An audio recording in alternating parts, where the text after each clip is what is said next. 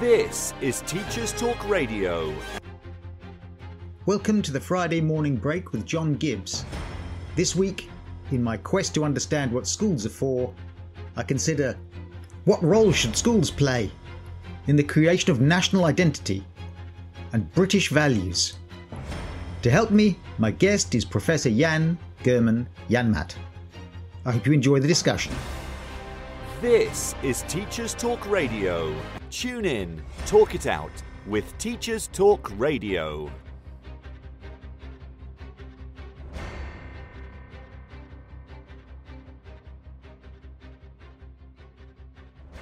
And so my guest this week, Professor Jan German Janmaat, who is the Professor of Political Socialisation at the University College London.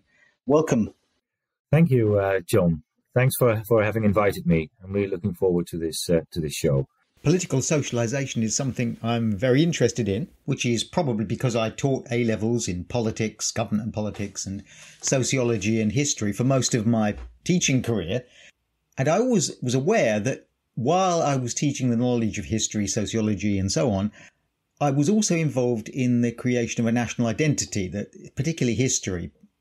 And I know that you have researched into the way in which education is used to promote and create a sense of national identity, national narratives, national myths, and also the knowledge of ourselves as ourselves. Particularly, I know that your research was involved in the Ukraine. I wonder if you could tell me a little bit about your thoughts on whether it's inevitable in a way that schools should be involved in the creation of a sense of nationhood. And later on, I think we'll discuss some of the problems involved in this. Thank you, John, for asking this question. Indeed, I have been involved in my PhD research was about how the Ukrainian authorities use the education system to promote, national identity. So how they use the education system for nation building. I think it's probably fair to say that all states seek to kind of promote a sense of belonging to the nation using the education system through different kinds of, in different ways, through, the most obvious ones are through certain ceremonies that students have to engage in, such as singing the anthem, saluting to the flag. Yes, that's not something you see so obviously in English schools as maybe you would have done once when the Empire Day or my mother was given a box of chocolates on Empire Day when she was at school. Certainly the singing of national anthems and overt patriotism is more common in many other countries than Britain. In the United States, when I taught in the United States, I can remember each morning the oath of allegiance, the observation of one nation under God and so on, and a real emphasis on the story of American history and its particular virtues. Probably more important in terms of cementing certain identities is by teaching history, and then particularly national history. This gives students a sense of how the nation has evolved. Often when national history is taught, a clear connection is made then of the present to the past. Either the textbook authors or teachers seek to establish some form of commonality with the communities in the past by using terminology such as we or our ancestors have, and so on. So you can see that national history is very important for promoting these kind of national identities. But also that has also a drawback because when promoting identities, promoting national identity, you always focus on the in-group, which is your own nation, and an out-group or out-groups, which are kind of other nations. And this often also involves somehow putting the in-group on a pedestal. So depicting the in-group, one's own nation, in a positive light, only stressing, say, events in history that reinforce this kind of this kind of process. So only, say, displaying or talking about events in history when one's own nation was victorious in some military battles, or displayed some extraordinary courage, glossing over all kinds of black pages in history. And often what is then done is to actually depict the black pages in the history of neighboring nations, of neighboring peoples. So, in other words, to cement a national identity often involves attributing all kinds of virtues to one's own nation and attributing all kinds of vices to neighboring nations. And this can reinforce prejudice and negative feelings towards outgroups, towards other nations. And in that sense, I think it's a kind of a double-edged sword, promotion of national identity. So I see the necessity, perhaps, of doing so for newly independent states and nations in which you do not have perhaps yet a very clear sense of national identity and national loyalty to national institutions. So in that sense, it is understandable that states like Ukraine engage in the use of education for this purpose. But I would say that when national identities are clearly established, I can't see the rationale, the reason for continuing to do so, to promote national identity. Yes, I think that's such an important idea. I really like the idea that nations that are more confident about themselves, more cohesive, have a sense of self-confidence, a sense of national self-confidence, that they don't therefore feel they need to promote the kind of vulgar nationalism, the anthems, the jingoistic approach to "we are the greatest nation." And I'm glad to say that has diminished in Britain. And I think that's partly because we've got a more critical understanding of things like the empire. It's difficult now. You wouldn't certainly teach an uncritical evaluation of the British Empire or slavery or the past. But not that it's uncontroversial. The removal of statues like Samuel Coulson in Bristol. In the United States, it's really a very hot issue with ideas about, or the debate over, critical race theory. As Americans, who have they're a young nation, and as I said before, they have an intense sense of their own pride in themselves as, God's own country. And yet that's God's own country with a very problematic past in relation to slavery and endemic and entrenched racism to this day in many of their institutions, and embedded in many of the institutions they hold most dear. Yes, it does indeed become difficult, because it is say a focus on one's own national history of one's own country. It automatically sends some kind of signals as to in-groups and out-groups.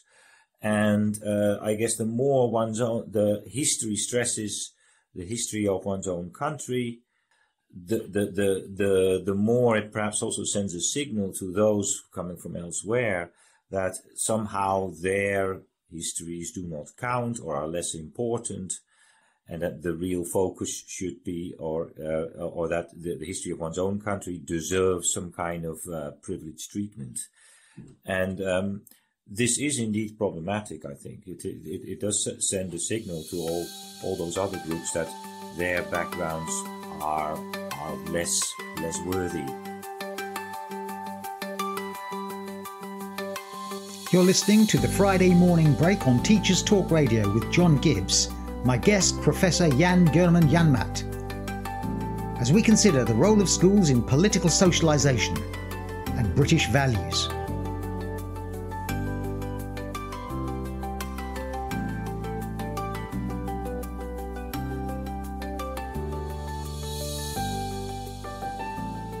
So in that sense, a critical approach to history, or a critical understanding of one's own society, its history and its culture, is also an inclusive history, an inclusive approach to one's own society.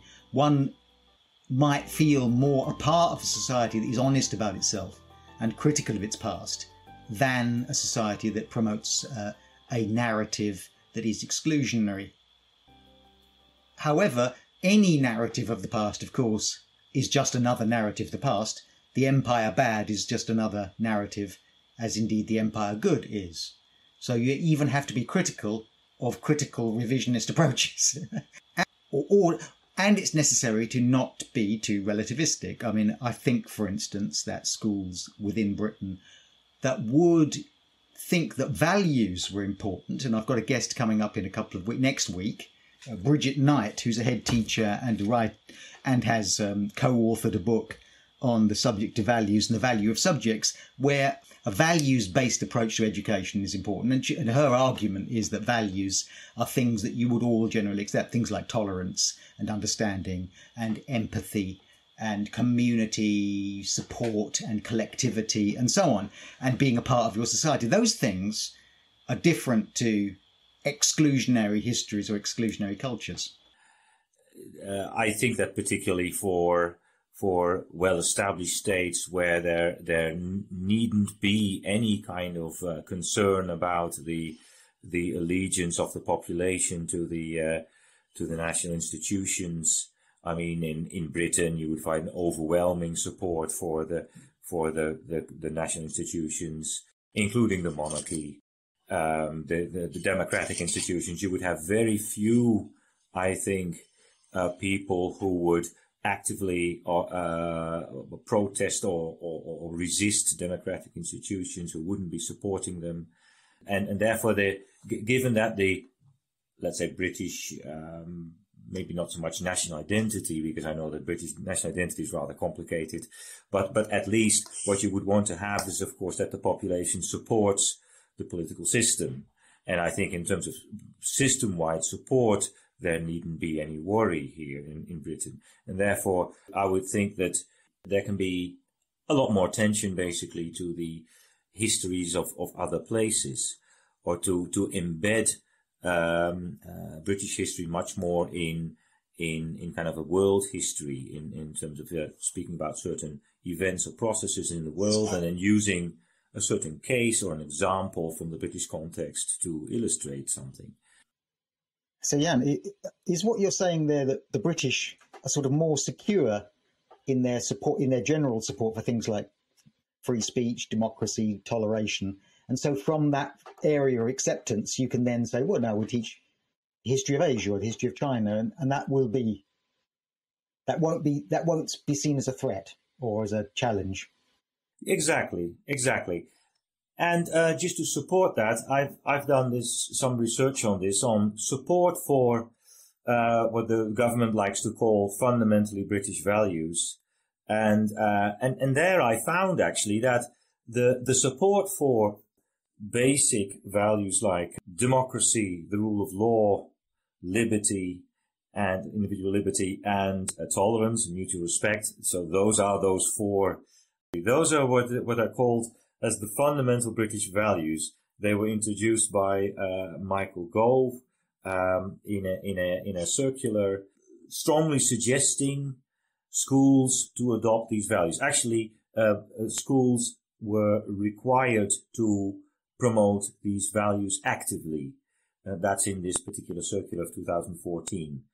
And schools would then are now also inspected on this, on how they do this by Ofsted. And I did some research into this, and using a particular data that was collected among young people, actually a bit before this program started to take effect. This database, it was called the Citizenship Education Longitudinal Study, and this was held several times, really, in the 2000s. And the last sweep was made in 2014. This survey collected data on the political and civic attitudes of young people in British schools. And what was quite interesting from that data was that the support for these democratic values was already overwhelming. I used particular questions to try to tap each of these four values: democracy, rule of law, and so on. And support was already overwhelming for it. So raising the question, do you need to support it still further? And what was actually also quite interesting is that, of course, the background to this program of fundamental British values was a concern about radicalization amongst, particularly the Muslim population. That's the PREVENT program. Yes, it was. Yes, it's part of the PREVENT program. So the idea was that by calling on schools to actively promote these fundamentally British values, this could prevent or at least provide some kind of insulation against young people radicalizing. Probably particularly with this idea of radicalization amongst Muslim youth in mind. But also, I have to be fair, also to try to kind of stop white British youth from radicalizing towards the other end, towards developing very kind of extreme right ideas. Sort of white supremacist and right wing, which is actually more common in many ways, I think, than radical. Well, I would suggest than radical Islam, but in this country. But two things strike me there. One is it's as if you said they were kind of pushing against an open door there, teaching fundamental values to a country that generally believed in these fundamental values. Was it an overreaction? Was it a kind of, a bit like in the late 1980s, the Education Act said schools mustn't promote homosexuality, as if that was actually occurring? That there was a sense in which what you're responding to is something that isn't really that much of a problem. So it's a blanket approach to something that is a very small problem. Is that what you're saying? Yeah, I think that's probably what was, it was indeed some kind of overreaction. It was seen as something by the Conservative Party or by Michael Gove as something he could score points on, in terms of, that there was, of course, 2014 was that there had been terrorist, attacks already. There was, perhaps the direct reason for this fundamental British values policy was this, event that took place in, it was Birmingham, I think. It was when a school board was taken over by, or was allegedly being taken over by parents from very fundamentalist Muslim, with fundamentally Muslim circles, and then imposed some kind of all kinds of, behavioral restrictions on a particular school. It was the Trojan horse. It's known as the Trojan horse. I think the government felt that this would be giving them an excellent opportunity to show that they are responding and that they are acting to kind of reinforce Britishness or British values, to basically show to the population, to their constituency, that they were taking this matter seriously. That's interesting, because it strikes me that it's always popular to announce that you're going to teach students some kind of value. So in any given time in history, whether it's politeness, or whether it's manners, or whether it's knowing things that people think they should know, that never goes down badly politically. That, young people should know this, or young people should learn this. Sort of almost a political knee-jerk reaction. Yes, it's some kind of indeed knee-jerk reaction, because there's always, I guess, some kind of worry about amongst the older generation that young people are becoming selfish, or do not have proper morals. They need some sense of discipline, and needs to be instilled in them. And so it was kind of responding to this kind of feeling, I guess. But so what was interesting from my research was that it showed that support was already overwhelming. And what was very interesting was that it was actually showing up as higher amongst ethnic minorities, including those of Muslim backgrounds. So also from that perspective, you could say, well, was this actually all that necessary? Yes. Well, that seems to me to be highly unsurprising, is that in every society, immigrants tend to embrace, or families of recent immigrants, or the descendants of recent immigrants, tend to embrace the culture they're coming into as a partly defensive, but also because they wish to be part of that culture. I mean, so it's not unsurprising that they should adopt what they perceive to be British values. And of course, like immigrants throughout history, they have made a positive choice to be in this country, in that country. They've moved, often with great hardship and with great trauma, to a new country, and therefore they're more committed to it in a sense because they've actually embodied that commitment. In a couple of weeks, I'll be interviewing Colin Diamond, who conducted the investigation into the Trojan Horse affair, and looking at his book, the Birmingham book, which examines in a very nuanced, very balanced kind of way the conflicting interpretations of the Birmingham schools Trojan Horse affair. So that'll be coming up in a couple of weeks. You're listening to the Friday morning break on Teachers Talk Radio with John Gibbs. My guest, Professor Jan German Janmaat, as we consider the role of schools in political socialisation and British values.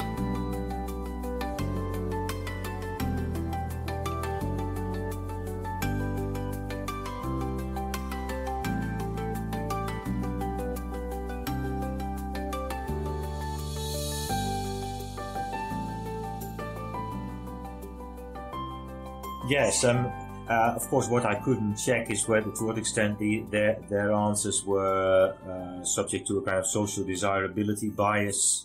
It could be the case that some of these students thought that I better answer these questions in such and such a way because this is what they would like to hear.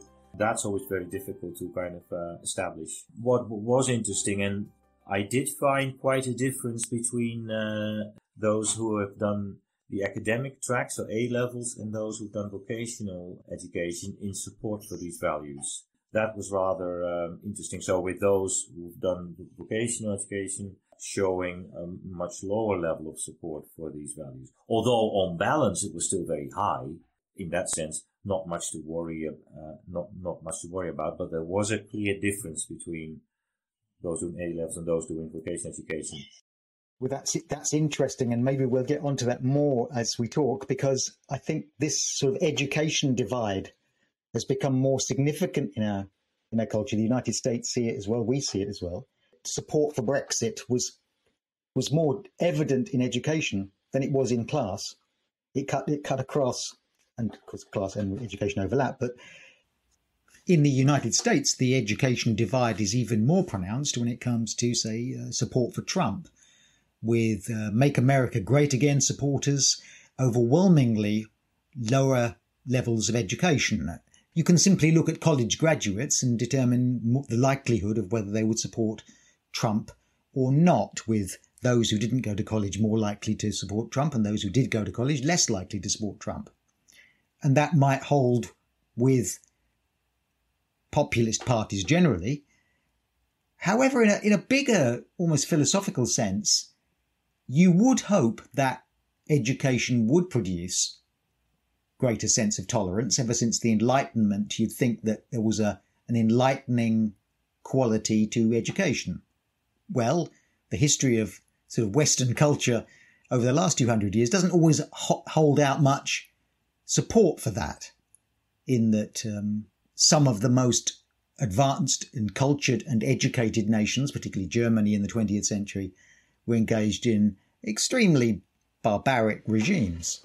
Yes, well, I'm glad you bring this topic up, because this is one of those topics that I really feel strongly about. Indeed, you as you indicate yourself, education seems to be the main driver nowadays of political preferences, particularly voting for a populist party or not. And of course, there the connection is the relation is negative. The more educated you are, the less you would tend to vote for populist parties, and the more you would be inclined to vote and to be politically engaged. Then you would expect, of course, that with societies becoming ever more educated, of course, nowadays nearly everybody at least has a diploma of at least lower secondary education, but more and more also upper secondary education, and many more and more young people are now getting a degree from university. You would expect then perhaps that the population as a whole becomes ever more enlightened and perhaps also more indeed tolerant of let's say immigrants and other outgroups. And it is indeed the case that, and I've done research on that together with a colleague of mine, Avril Keating, whether that's the case. Is it the case also that the population as a whole has become more tolerant towards various outgroups, more accepting of various outgroups, as you would expect, because the whole population has become more educated? And the interesting thing there was that we did find this for certain groups, for, say, towards other racial minorities and towards homosexuals and the LGBTI community. There we could indeed see a clear upward line in terms of, say, acceptance and tolerance of these groups, but not for immigrants. Immigrants was the exception. It was in fact the case that tolerance and particularly inclusive attitudes towards immigrants, so the idea of giving immigrants equal rights and thinking that they are deserving of equal opportunities and rights, that has actually diminished. And it's interesting that we could track this also by age groups, and we could see that actually amongst the younger generation, which you would certainly expect to become ever more educated. So of course, today's younger generation is more highly educated than it was 20 years ago, than 30 years ago, 40 years ago. But there we saw really a declining trend in tolerance on immigrants. We speculated a little bit as to what might have caused this. We were not able to pinpoint an exact cause. It's always very difficult. But what might have been the case is that immigrants are seen more as a threat in terms of competition for houses, for jobs, than these other kind of minority groups. And that may perhaps explain why these attitudes towards immigrants are not following the same pattern in terms of tolerance. This show is brought to you in partnership with John Catt Educational, a leading publisher of books, directories, educational guides and magazines specifically aimed at forward-thinking schools in the UK and beyond. Have you checked out their latest releases? Don't miss out! Visit johncattbookshop.com to explore their full range of titles and advance your own professional development today. Happy reading! You're listening to the Friday morning break on Teachers Talk Radio with John Gibbs, my guest Professor Jan German Janmaat, as we consider the role of schools in political socialisation and British values.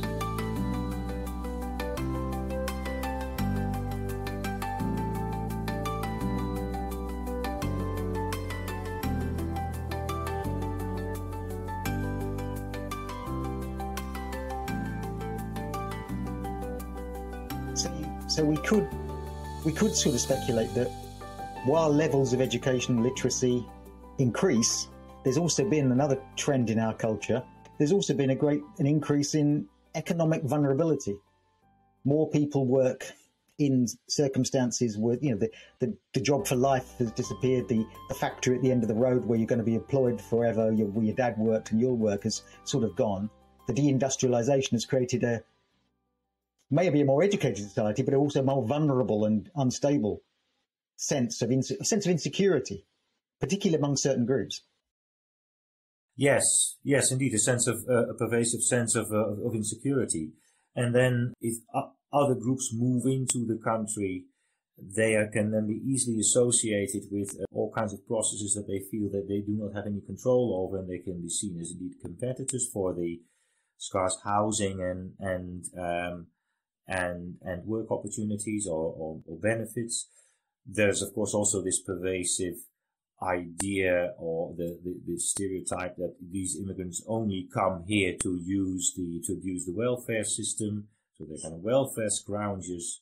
This kind of idea is very prevalent, and at the same time, and this seems to be slightly contradictory, there is this idea that they come here to steal our jobs. Well, I mean, if they can't be welfare scroungers and stealing jobs at the same time, so there's a bit of contradiction there. But these ideas are quite forceful, and they could explain why these levels of tolerance have not actually become higher over time towards immigrants. And let me say maybe one more thing to say about this connection between education level and tolerance is that, of course, it is indeed thought that, as you mentioned yourself, since the Enlightenment, the idea is that education enlightens people, makes them more broad-minded. That's so-called the direct or absolute effect of education. There is also a school of thought that says, but education also has another effect, and that's a positional effect. So education prepares you for good positions in the labor market, and once you if you have a good level of education, that allows you to get a good job in the labor market. You have a high social status, and it's actually this social status that then determines your support for mainstream values, particularly also tolerance. But social status is a relative property. So so if your status goes up, somebody else's social status will have to come down. So it's a kind of a ranking order. That's what a social status is. So while education gives you a broad understanding of the world and the people in that world, it also is a ticket, gives you entry into some location where you'd really rather close the door behind you, which might explain why people who have gained entry to a society or to a profession rarely question the means by which they gained entry, whether it's fair or unfair. The examination systems in the UK are largely grossly unfair and biased towards the middle classes. But since the middle classes are, as it were, arbiters of the rules, we rarely question them. So exclusive professions tend to maintain the processes of exclusivity. I've got the ticket in, because they measure themselves on a hierarchy. I'm on the inside. Once you're on the inside, it looks like it's perfectly natural. And of course, in a hierarchy, those towards the lower end of the hierarchy suffer from the vanity of small differences. They're more intensely aware of their own possible and imminent loss of status, since they've only just gained access to whatever club, that is, they find themselves in. Yes, you'd want to close the door indeed behind you, and so these the more educated you are, then if you are able to get a good position with that in the labor market, the more you perhaps are also insulated from competition by immigrants. And but all the ones who are then below you on the ranking order, they might feel the competition of immigrants. That's interesting. When you describe this positional understanding or of social status, this ranking of social status, it reminds me of one of those questions that came up in history when I used to teach the history of the United States, particularly the pre-Civil War slavery era. One of the questions, one of the phenomenon was that why was there such support among poor whites who didn't own slaves for slavery as an institution, when they themselves would seem to benefit least from the competition of unpaid labour?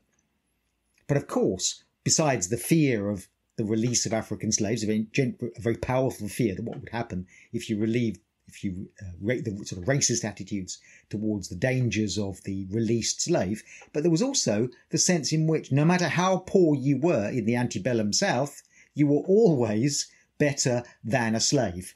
So it conferred upon the poorest of poor whites a positioning effect that gave them a status that the release of the slaves would challenge. And since social status, social position is like a ranking order type of phenomenon, so that means that it does not grow or become higher in the aggregate.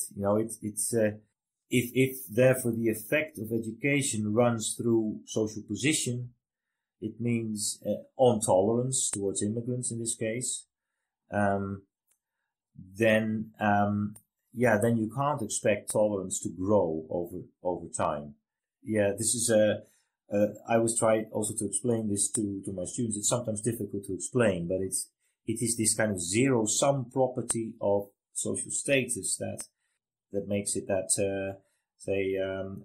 education does not necessarily lead to ever higher levels of tolerance, or that education does not lead to ever higher levels of political activism. Oh, well, that's interesting because that's a topic that I want to get into now. We talked about cultural transmission and of national values and identity and so on. But we've talked about the transmission of cultural values, but also something that seems to be a particular problem for the British education system is political engagement. I know that's something you've looked at here about, thinking positively about politics, joining parties, debating politics. That seems to be, and some of the things you've identified as a problem are the diversity of British schools. We've got every kind of school in this country. The divisions within schools you find with setting and so on. Why do the British have a particular problem with political engagement or political disengagement? I think it is related to that, to the whole diversity of schools and also the highly specialized nature of the British education system. Particularly, I would say, it already starts in lower secondary where pupils have to make particular choices in Key Stage 4, but then it definitely in upper secondary education, which is so specialized. We do know from existing research that particular programs like citizenship education, they can indeed help in terms of promoting political engagement, in terms of making students more, of course, knowledgeable about the political process, but perhaps also then developing a sense of ownership with it.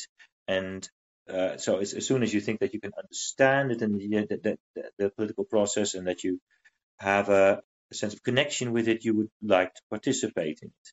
So this is what citizenship education can do, not only the kind of formal type, but perhaps even more the more kind of informal, more kind of participatory type of approaches.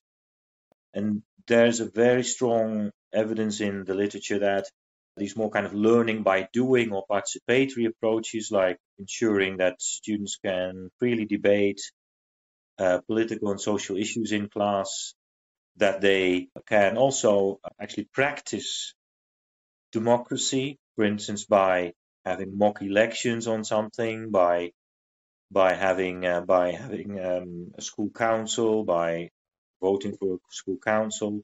So in a word, mimicking the democratic process in school, that these learning by doing approaches, they really help to make students more engaged.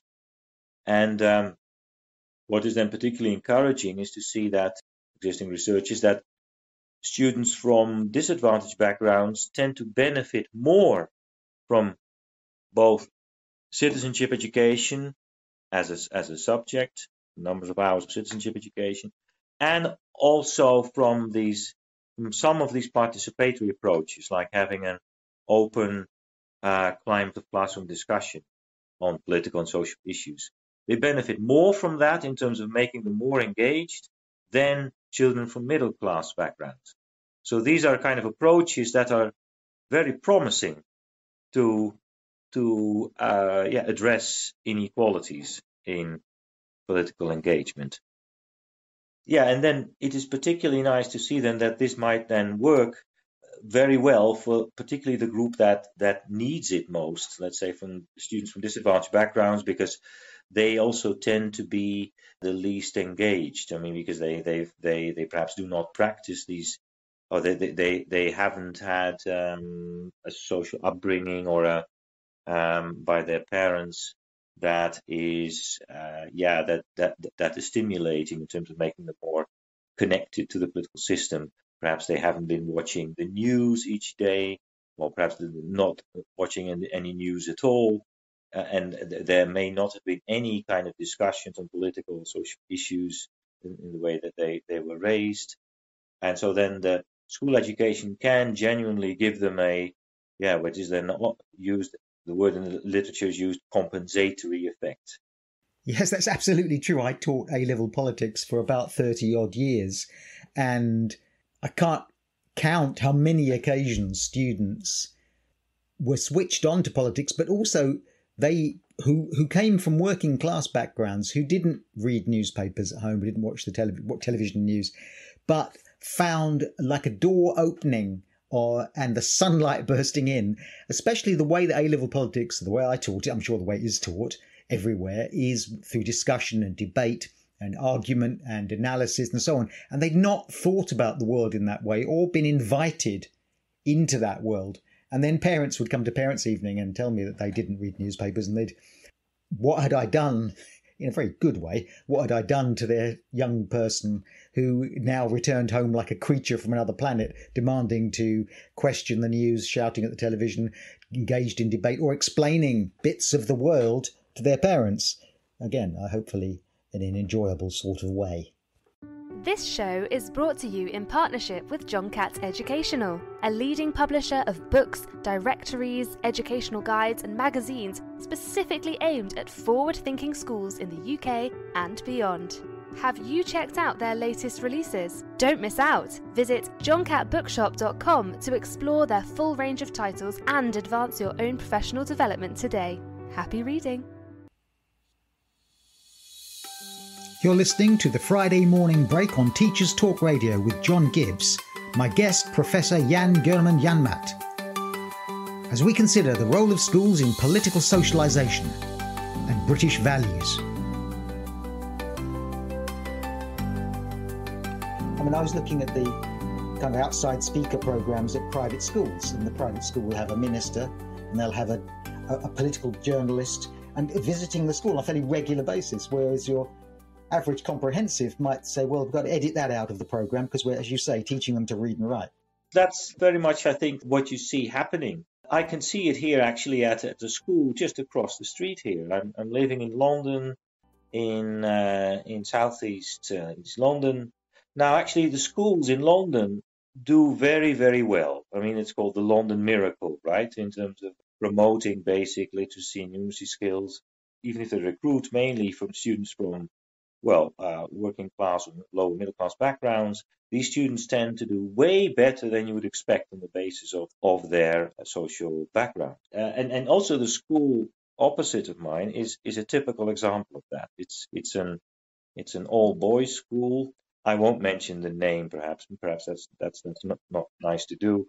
But it's a faith school. It's an all boys school. It recruits mainly children from Black Caribbean backgrounds. The school is doing extremely well. It offers it's almost like a mini society, offering even breakfast and taking students by the hand basically throughout the whole school day. There is very much an emphasis on discipline, on monitoring learning, but I do wonder what the opportunities for kind of democratic education are at such a school. I approached the school principal once asking for an interview on these topics, and I was not, there wasn't any interest in that. So I do have to be fair that I do not know precisely what is going on in the school. So they may do quite a bit on this, and which I do not know about.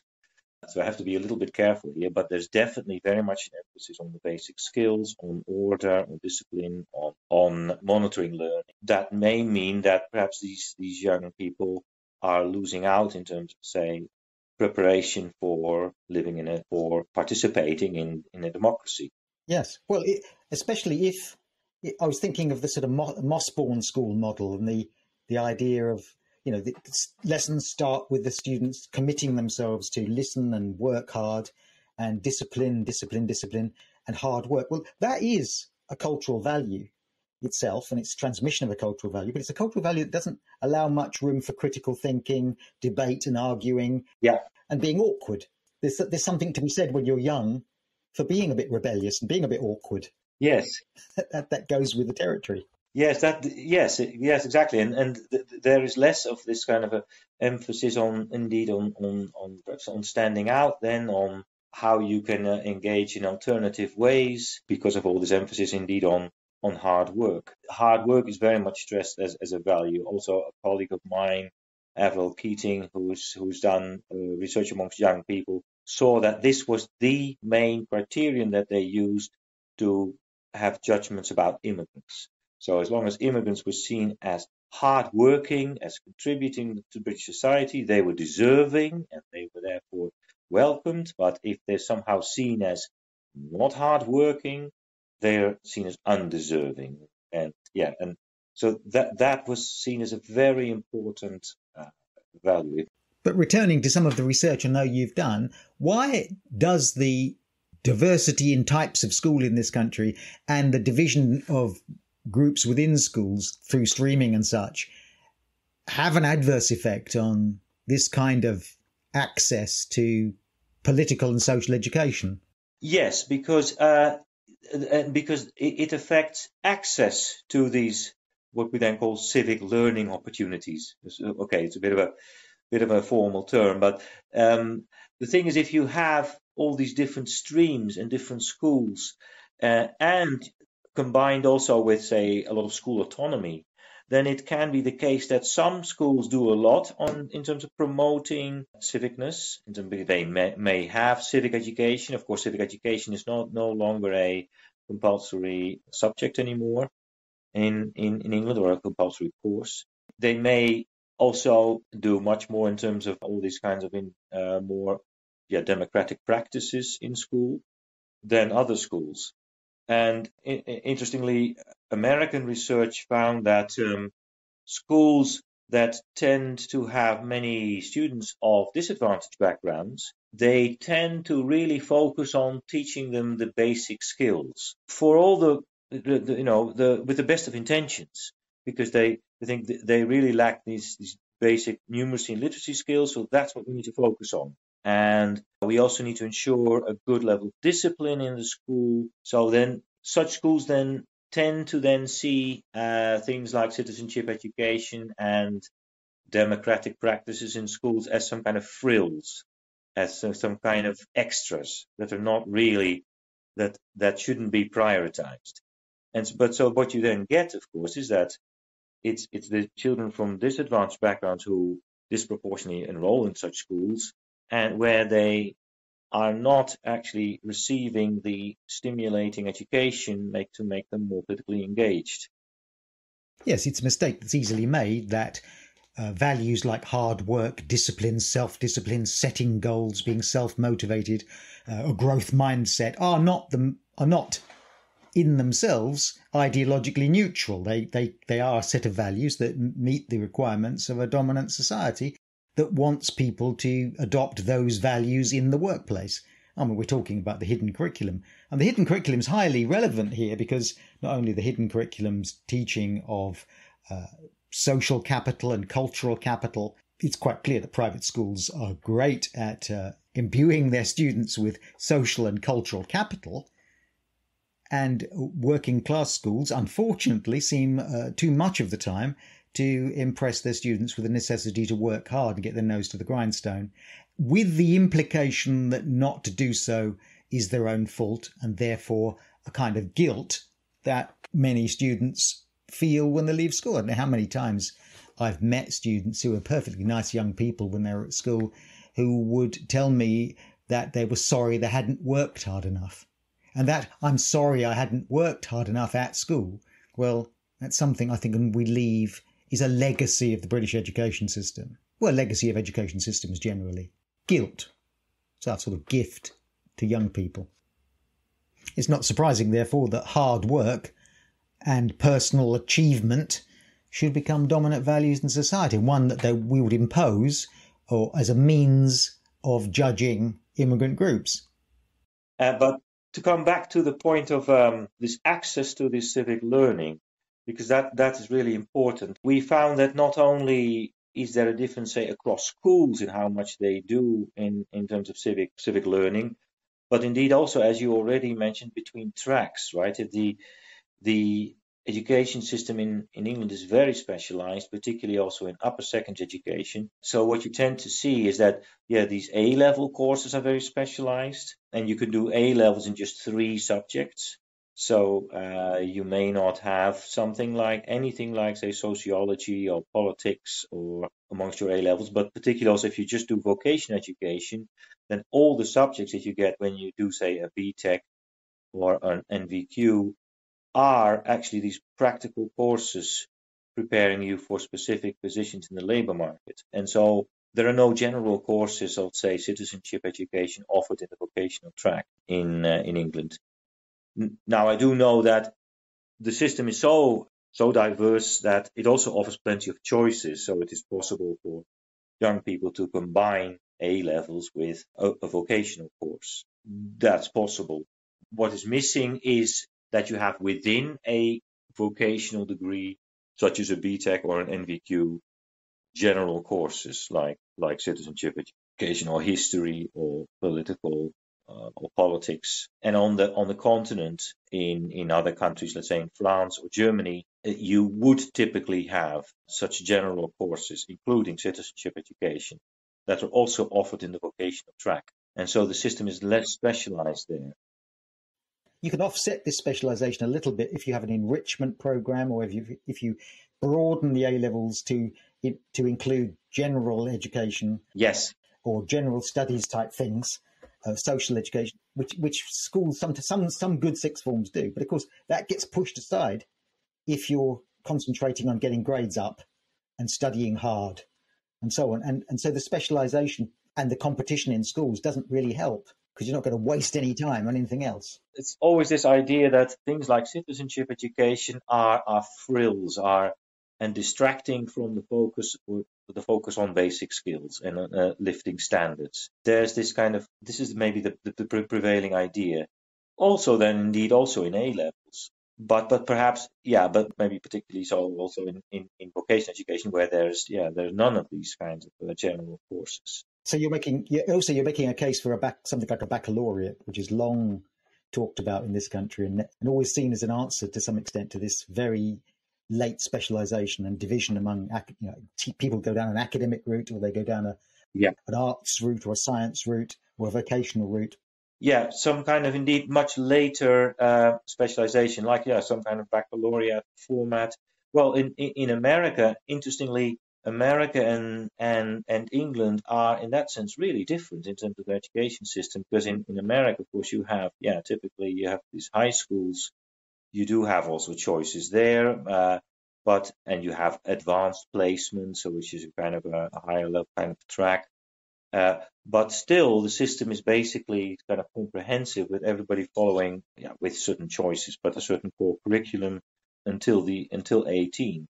Yes, I taught AP American history in the United States, and of course, high school students do, as you say, have a tremendous amount of choice. They choose between electives and requirements, those subjects they had to do and those subjects that they could choose to do. So they could choose to do journalism, they could choose to do more track and field, they could choose to do office skills, but they were required, every American high school student, at least it was commonplace in the United States, to complete a full course of American history, which was pre-Columbus to the present day, and a full course of civics, which was the Constitution and how it works. We've been much more hesitant in this country about teaching politics and civics to younger students. And a full survey of British history is probably rarer. But of course, the history they taught was the history of the American dream, the American progress, the American journey. And it was a highly selective and generally uncontroversial, therefore ideological view of American history.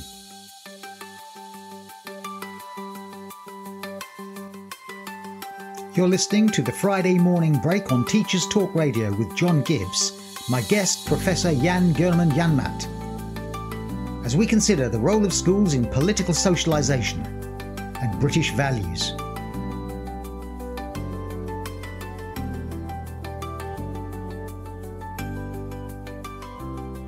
I'd like to ask you now about another piece of research I know you've done. I know you've researched into diversity in classrooms, in other words, mixtures of students of different class backgrounds, ethnicities, and whether that in itself can produce more tolerant attitudes to, say, immigrants.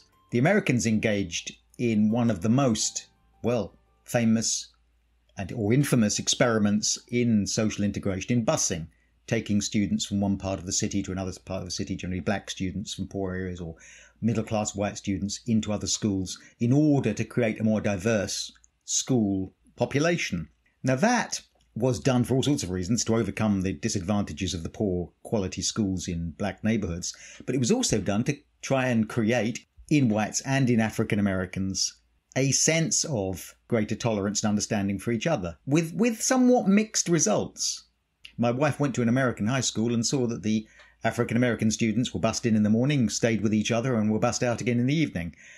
Also, in the United States, there was a sort of white flight reaction where simply schools that had busing, white American parents moved their children out to the suburbs and away from the more diverse schools. So it had a mixed effect.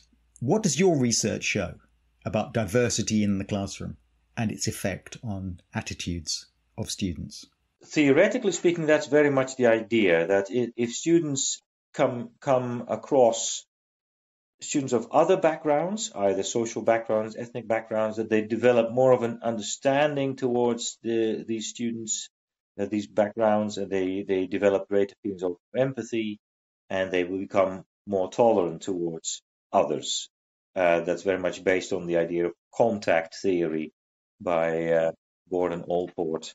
I have indeed done quite a bit of research on this, whether this also applies in a number of different countries, particularly also in England. My results are somewhat contradictory, I have to say, because indeed for some, in one study that I think you must have then consulted, I did indeed find that there was actually no effect. So classroom diversity seemed not to be related to attitudes on immigrants and inclusive attitudes towards immigrants. In that case, can tolerant attitudes be taught like democratic values and attitudes? I think it actually indeed varies a little bit with the kind of, say, democratic value or that you want to promote. I think maybe in terms of political engagement and participation, there's also an element of skills in it, and schools can promote skills and knowledge. And so that may be more open to, more amenable for school interventions to foster political engagement than maybe tolerance. Tolerance often said to be really shaped in early childhood by parental socialization, and which means that there would be less room for schools to somehow adjust this. Yeah, but I have to say that the findings on this are rather contradictory. There's also other research that I've been doing, but not using such a nice data source, what I said before, so not a longitudinal data source, but more a cross-sectional data source, and that's just a single point in time. But the effect of classroom diversity in that study seemed to be dependent on the composition of the immigrant children in the classroom. It seemed to be that the more there are second-generation immigrants in the classroom, the more classroom diversity works in terms of producing inclusive attitudes. So it seemed to be that, and so I speculated on this, that this may have had to do then simply with communication, with it may be the case that some kind of basic command of the language is needed in order to establish meaningful communication and contact, intercultural contact. Intuitively, you would think, because we do tend to think that again, it's that experience that knowledge produces tolerance. So knowledge of other people, travel broadens the mind. It's that kind of idea we all have, that surely contact with people who are different to you must allow you to see them as people. Yes. And not as labels. Surely that must be the case. So the surprising thing is that it might not be always the case. Yes, and here regarding then the data of this English study I did using citizenship education longitudinal study, the point was that there I could not capture classrooms, but only a whole grade. This could have obscured, let's say, perhaps quite a bit of segregation at a lower level, at the classroom level, precisely because of streaming and tracking. We're coming to the end now, Jan, and I'd like finally to discuss one last piece of research that I know you've conducted. It sort of brings the conversation full circle in a way. Some research you did showed that up until about the age of 11, students are generally quite enthused by civic values, ideas of participation. They find the world of politics, of government quite fascinating, quite interesting. But then from about 11 to 16, there's a dramatic drop in interest, which picks up again later. I know this might well simply be unsurprising if anyone has known teenagers, but also I think it related to some degree to students' backgrounds as well. And this is exactly what I found, that indeed political interest dropped between the ages of 11 and 15, 16 to a kind of a low point at this age of 15, 16, and then it climbs again. But what I also found in that research was that it dropped much more amongst students of disadvantaged backgrounds. So you had a widening social gap between the ages of 11, 12 and 15, 16. And now I'm doing research with a colleague of mine, Professor Brian E. Hoskins, to try to figure out what's going on there and whether schools play a role. What seems to happen is that these civic learning opportunities, they're simply not as much made use of by students of disadvantaged backgrounds. So they don't access them as much as students of middle class backgrounds. Sounds like there's lots more work for researchers to do, which is yes, good news for a researcher. Well, Jan, it's been absolutely delightful, and I've taken far more of your time than I can possibly have given you the suggestion I was going to use up, but you've been very, very generous. So many thanks for being such a great guest. Yeah, well, I thank you very much for inviting me. It was really a pleasure.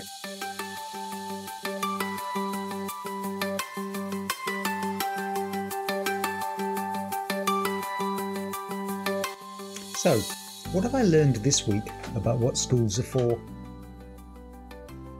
I think I already knew, or thought I knew, that all schools are involved in the transmission of social values. How could it not be otherwise? The school in its institutional practices, its structures, its lessons, its curriculum will reflect the society we live in, and its values and attitudes of the time, and of course pass those on to students. But Professor German's research really does show that we probably worry a little too much in a mature democracy about young people's commitment to democratic values. We're certainly pushing against an open door. That is, of course, if a society can maintain a reasonable degree of respect for those institutions, such as the rule of law, the honesty of politics, a general sense of fairness and openness. These things are not to be taken for granted and probably do have to be constantly maintained and supported. That is a question for the broader society. But for schools, what they can do, clearly from Professor German's research, is be aware of the dangers of social divide, of a part of our population estranged from politics, alienated and fearful, who don't feel confident in their access and don't feel confident in their ability to criticise and understand the information they're given. Much will be written in the future, I think, by historians when they look back at the challenges posed by a society overwhelmed by information, and whether or not we prepared our young people enough to be able to understand it, critically evaluate it, and to be information literate, politically literate, and politically confident. So, the next time you're staying late to run the debating society, taking a group of students to Parliament, conducting a discussion on ethical or political issues, I think you're doing something rather important. Certainly, every bit as important as making sure that they can understand mathematics until the age of 18. You've been listening to me, John Gibbs, on Teachers Talk Radio.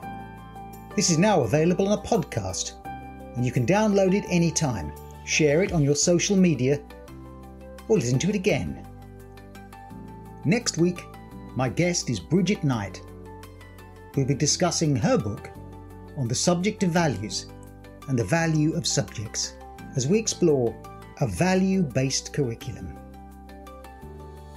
Thank you for listening.